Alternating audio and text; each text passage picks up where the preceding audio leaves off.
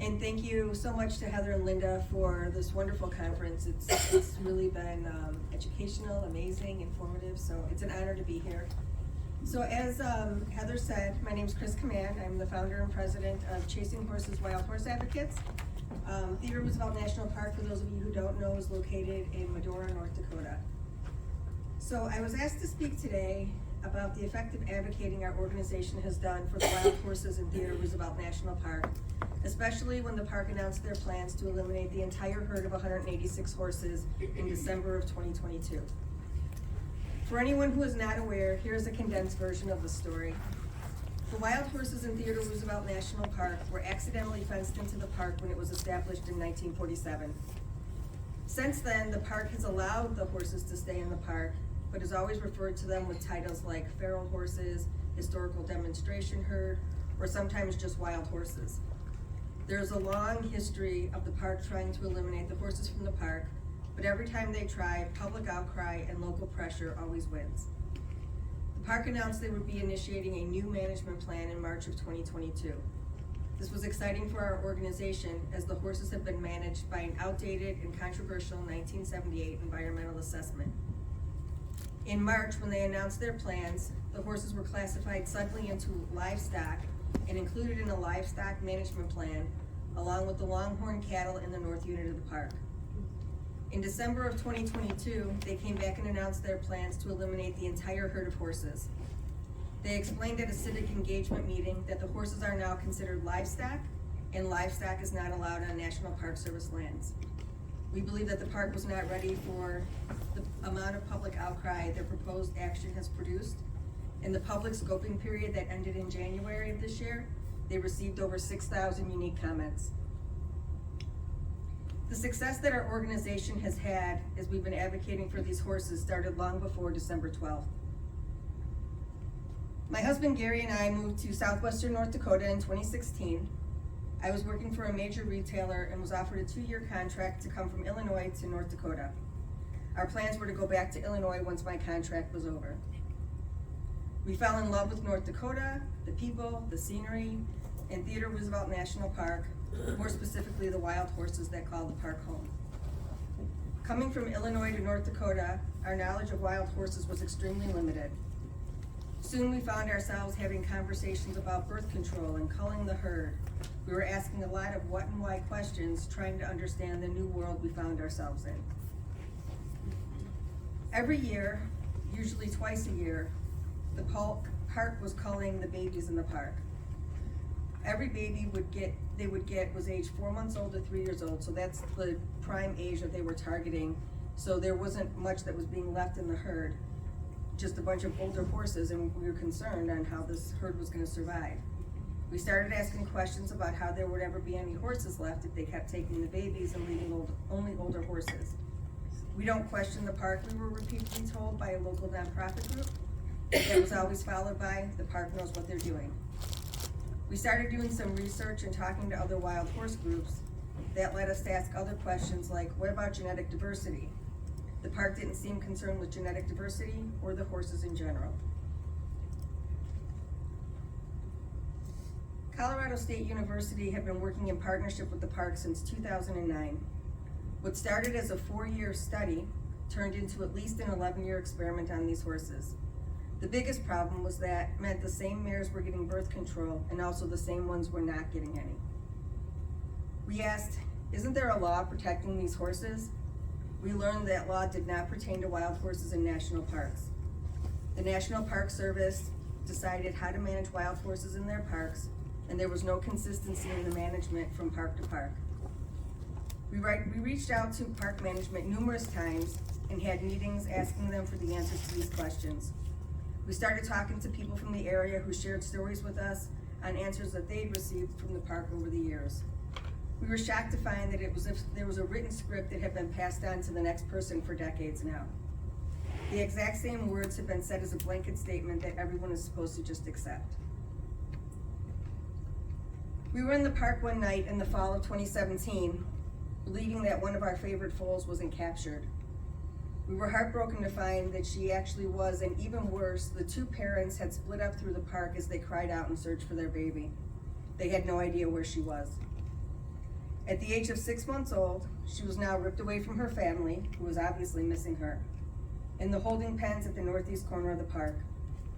She and other foals were being held while the park personnel prepared to list her and others on a government surplus website. No one was vetting the owners, no one followed up.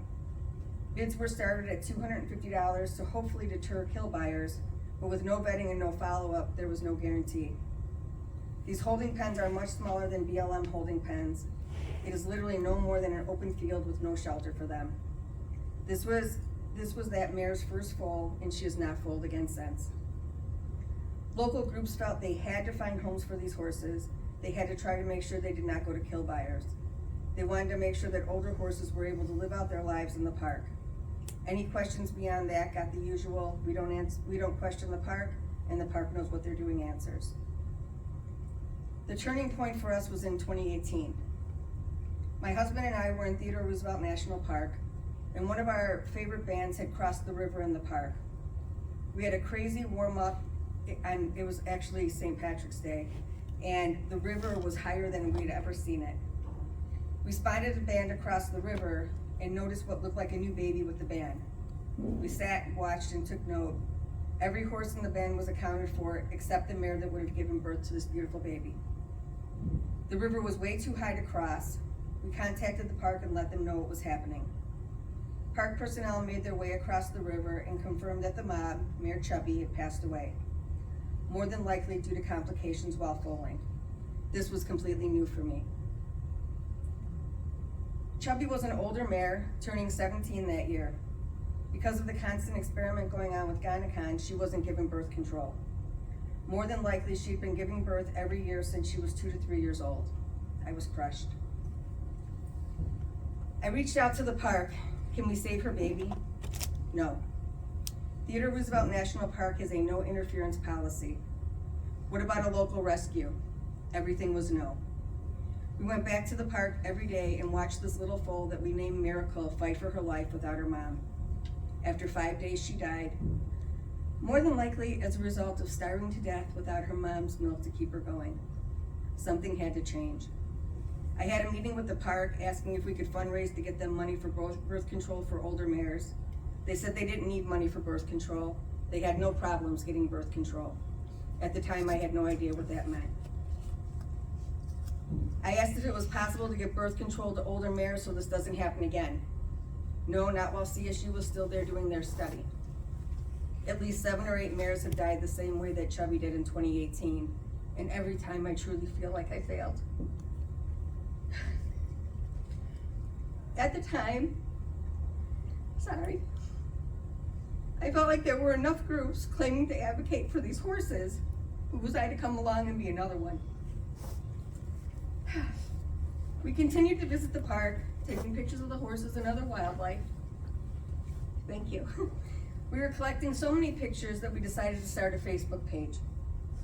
This was meant to be a way to share photos with our family and friends who were in Illinois wondering what we were doing in North Dakota. 7 years later, we are permanent residents of the state of North Dakota. In 2019, our Facebook page grew into a small business.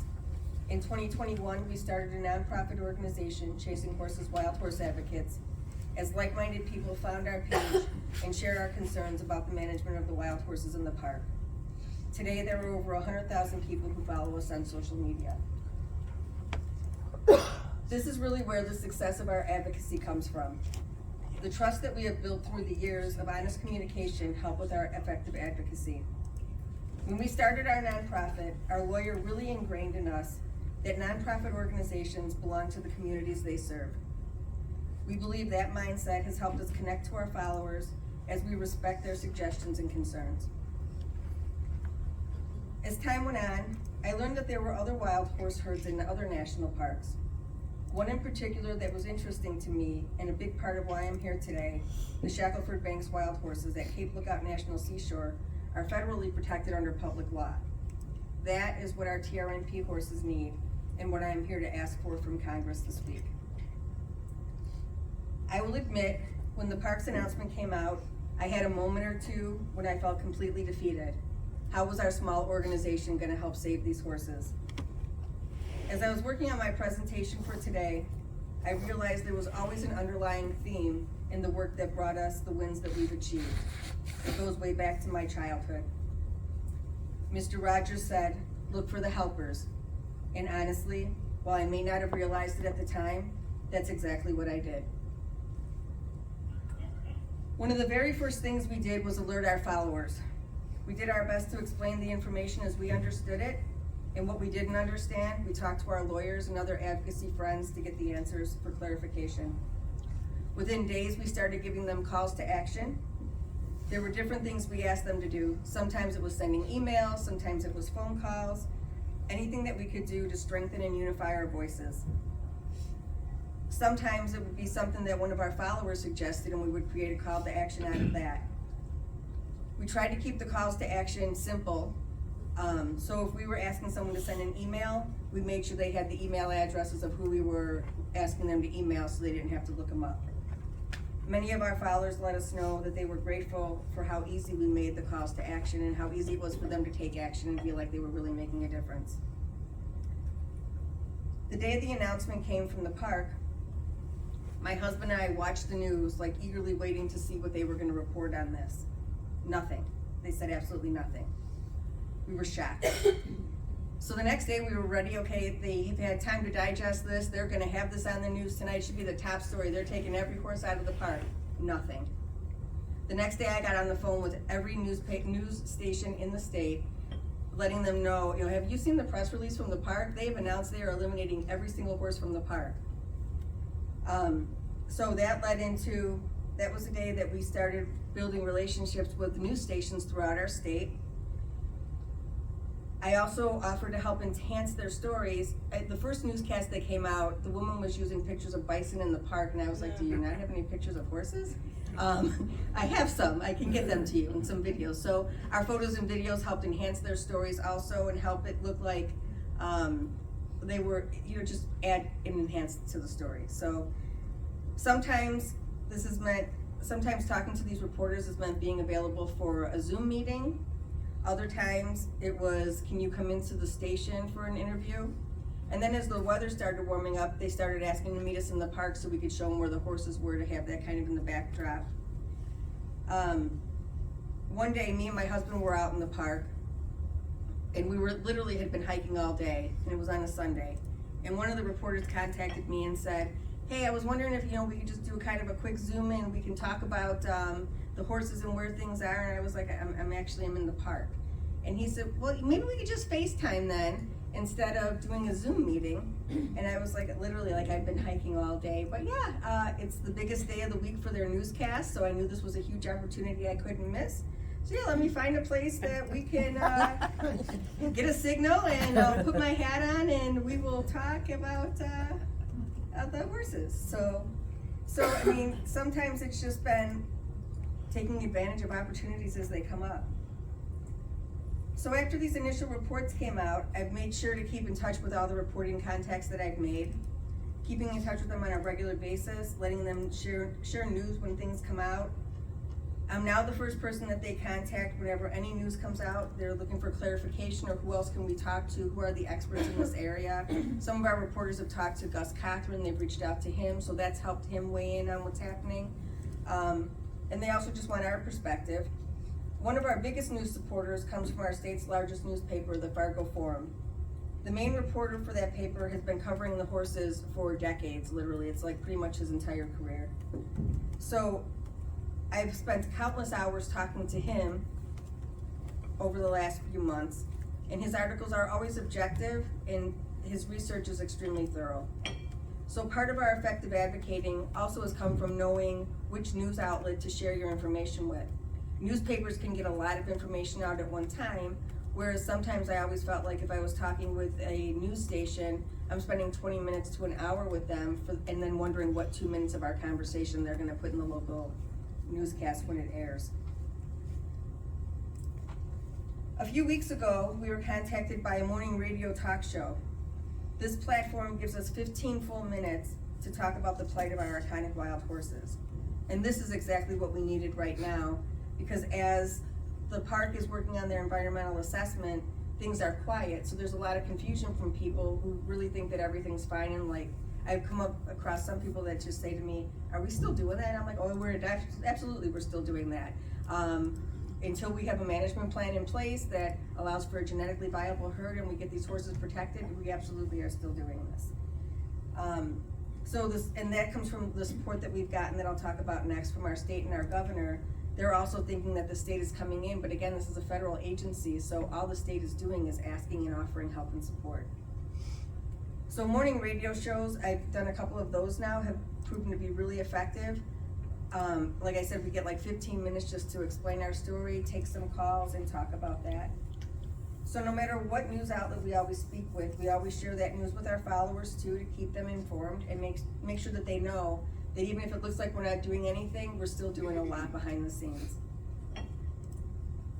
When our local newspaper wasn't covering the story of the horses, I reached out to them too, and I said, you know, if you're short-staffed, if your people don't have the history, I'll take them out to the park, I'll talk to them, I'll meet them for lunch, whatever you need. I said, you know, alternatively, if you're short-staffed and don't have a reporter, I have a journalism background, I'll be more than happy to freelance write for your paper. And so that's what I did. In the height of everything, I was writing articles for the newspaper every week, submitting them in with pictures. 1 week they just put in like 4 pages of just pictures of the horses, which was awesome to help raise awareness and get support. So now they have a new reporter that's come out, and so I've met with her and we've talked, and she's trying to be objective, but also trying to understand, like the rest of us, like what the story is here that we're all missing and why they're trying to get rid of the horses. So one of my initial contacts, and this is something that I think people maybe don't take enough advantage of, is our local Chamber of Commerce. We knew they were extremely helpful to us in our small business, so I was sure they'd be able to help with our nonprofit. The director of our chamber said, you know, we have our Coffee with the Legislators starting soon, and I think this would be a good opportunity for you. You'll be able to talk to at least 3 different state representatives, and then we have a different guest speaker every week, and this goes on for 9 weeks. Initially, I wasn't so sure about how this was gonna work, but you know, it was an opportunity. This actually was one of the best advocacy tools that we found. This definitely was a huge place for us to look for the helpers. I was already talking to most of our state legislators about the state resolution asking the park to keep the horses. But these events every week gave me a platform to speak directly to our local representatives and keep the issue in front of them. Most of these events were also recorded, so it gave me a way to bring our followers into the meeting, you know, because I could share the recordings when they came out so that they could see what exactly our state representatives were saying. And it kept them going, and I think kept them pumped, like, you know, we're not doing this for no reason, we're not just banging our heads against the wall. We're making a difference and people are taking notice. So this was also a great way to stay in touch with our media contacts, because they could take parts of those recordings and incorporate them into their newscasts. So it ended up being just a really great, it wasn't always 9 weeks because we had blizzards, like I don't know how many times in North Dakota, sometimes they were canceled, but for the most part, when they had them, we were there. We had perfect attendance. I got to be the first person to speak at the very first one and the last one at the last one, which was really nice too. Our chamber also puts out a weekly email every week. They added a graphic with a link to our website on their emails. This was helpful because we were reaching out to businesses in our community for support. So now when the businesses are getting this email, they're like seeing our organization again. So our website always lets us know where our visitors are coming from. And on Tuesdays when our chamber emails come out, we always get an influx of traffic from our website. I mentioned that I was already talking to our state legislators. This was one of our first calls to action for everyone, especially residents in North Dakota, to contact their local legislators.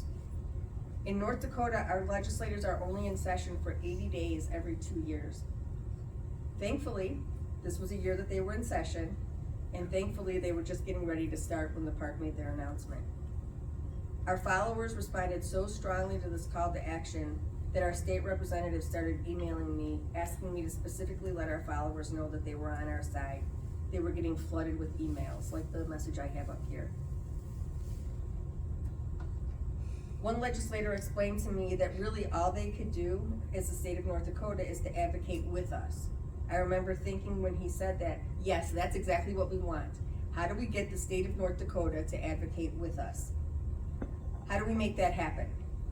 We had until January 26th to find someone to sponsor our resolution. That meant a lot of follow-up and understanding. for me, I always feel like our legislators were getting ready to go into session. They had their plans on their bills and resolutions that they were gonna introduce, and then the park made this announcement, and all the public outcry that came in made them have to stop and take notice. So I said it kind of threw a wrench in, and our minority leader said it didn't really throw a wrench in, it made us aware, and we had to act. Another one of our legislators told me, we're just normal people like you. We're willing to help you, but you're the expert on this. One of the legislators that ended up sponsoring the bill told me, I'll carry the bucket of water for you, you know what I mean? I did. I said, you just need me to fill the buckets. He said, exactly. I learned through this process that they rely on us to be experts. They have so many bills in front of them, they can't possibly know all of the information that they're being asked to. In this legislative session, they had just under 1,000 bills that they went through in over 80 days.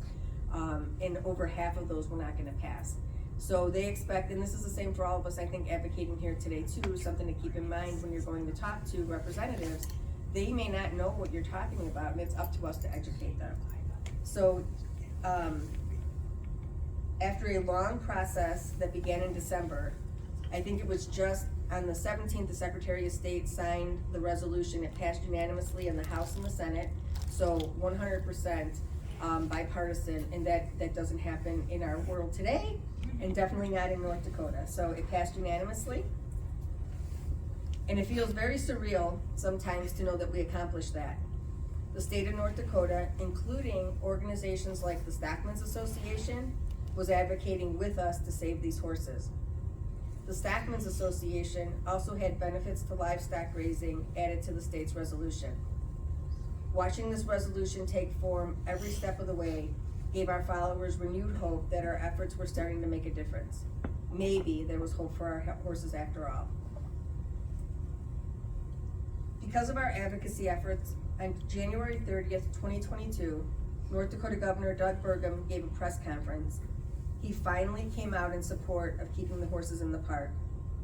He not only came out in support, but he offered the park any resources available within the state of North Dakota to keep the horses right where they've always been. And I cannot tell you, as an advocate, I sat and cried when he said every single thing that we've been saying over the years. We want a genetically viable herd. We have money if it's money an issue. We have universities, we have equine programs, whatever we can give you in the state of North Dakota. And he's actually gone on, he's been to Washington, D.C. a couple of times. I know he's met with the National Park Service Director, Sams. So he's continuing to push for this, and he's willing to do whatever they can. The governor's press conference prompted support from other organizations across the state, including the United Tribes of North Dakota. This was a key win for us in our advocating. In the park's announcement, they stated their plan for removing the horses, including offering the horses to our local tribes first. The tribes came out and stated they weren't interested and preferred that the horses stay in the park. Horses are a significant part of our culture. We hold them in high esteem and sacred to a great degree, and I think they are an important part of this park, said Chairman Fox of the MHA Nation. We don't think we have the capacity right now to take on any horses, so we're advocating that the park take care of the horses just the same as we do, said Fox.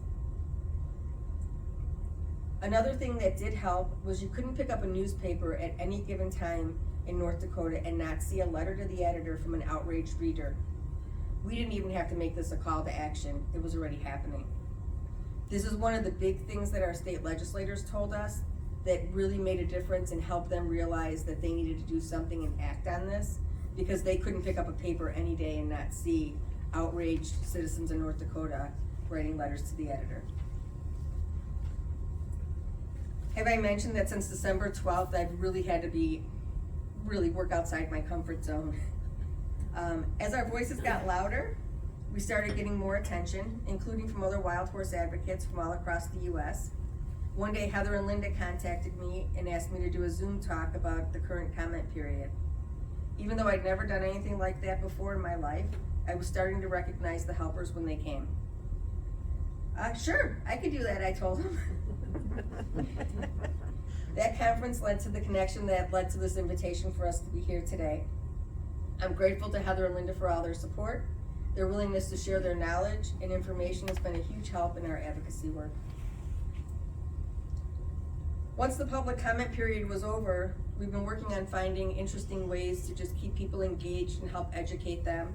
So we came up with these horse talks, so little Zoom meetings that we have usually on Sundays, and we find different people to talk about different things. It has to do with the horses, with advocacy, from advocates to politicians and everything in between. So next Sunday, we're gonna be talking to President Theodore Roosevelt himself, which we think is gonna be fun. The town of Medora has Joe Wiegland, who is a wonderful Theodore Roosevelt impersonator.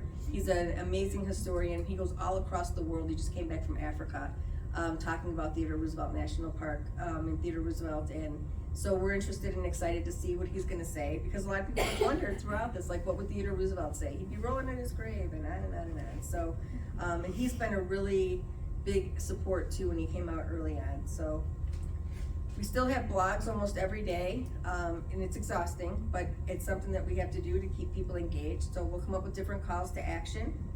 We also resume sharing information on different horses on our Facebook page, and that's part of, I think, like Sandy had said, just keeping things personal and helping people see, like, these are horses, they have families, this is just different information about different horses. And that's really how we started with our Facebook page, is just people falling in love with our stories and the pictures of the horses. My favorite looking for the helper stories always come in the moments when I'm really not looking at all. It's in those moments when I feel like all of this is bigger than I am, and I'm asking myself, what the heck am I doing? It's in those moments that the helpers come that are really most gratifying. These are the people who send a message, a card, or a letter, or something just saying, thank you for all your work and for helping these horses. One time I had an older couple email me and they said, we're on Social Security, but as soon as our next check comes in, we're gonna send you whatever we can because we really believe in what you're doing. And those little things have really meant a lot, because like I said, they come in the moments when it's like, what am I doing? Like, really, this is crazy. Another important part of our advocacy has been gratitude. We've set up calls to action asking followers to thank those people that have come through and helped us. And we found this is a very easy way to help not only thank the people, really like our legislators who've been helping us, but also keep our followers engaged and let them know that the work that they're doing is making a difference. Like, we achieved this goal, let's thank that person. So also taking a moment to pause in between calls to action is important, because it gave us an opportunity to thank these people and then just reflect and say, hey, we are making a difference, and now where do we go from here? Some of our current efforts include a few of our board members are taking letters and window clings out to our local businesses. We're asking local businesses to put these window clings in their windows to show support for the horses. We're also asking our supporters to put these in their home and car windows to help show support. We have window clings back on the table over there for you today. So that's another way. And we've even had volunteers that have offered to purchase these for us so that we can, bring them here today and they help cover that expense. Our next big undertaking is that we are trying to get at least one billboard put up. We're lucky and thankful American Wild Horse Campaign put a billboard up in Dickinson, which is 30 miles from the park. We're trying to get one actually on Interstate 94, 30 miles from the park. There are over 800,000 people that travel to Theodore Roosevelt National Park every year, and we're hoping that a sign like this will really help grab their attention and let them know the horses you're going to see are really in danger of losing their home. We have requests from followers to put these also in Bismarck and Fargo, and I'm like, we need to raise money, guys.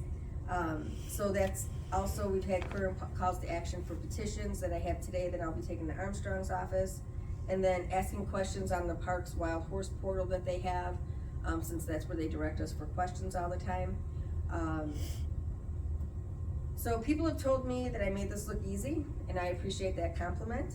And I know I don't have to tell anyone who advocates in this room how many things have gone wrong compared to, that you don't see, compared to all the things that you see going right. But looking back over the last 4 months, the real success that we've had has been coming from the help that's come along the way. So Mr. Rogers was right, always look for the helpers. So I want to thank you guys again for your time. Thank you to Heather and Linda for all your support. I'm available to answer any questions if anyone has any. And I also want to offer that my husband and I have a small business in Medora, a block from the park. So if anyone, and I've talked to a few people, has flyers or brochures that they'd like us to take to the park, or if you want to keep in touch, People literally are coming through Medora to go to Yellowstone Glacier, Utah. So it's a good gateway to where we want people's attention, and I think a good way that we can work together to help focus attention that way for wild horses everywhere. So thank you guys for your time.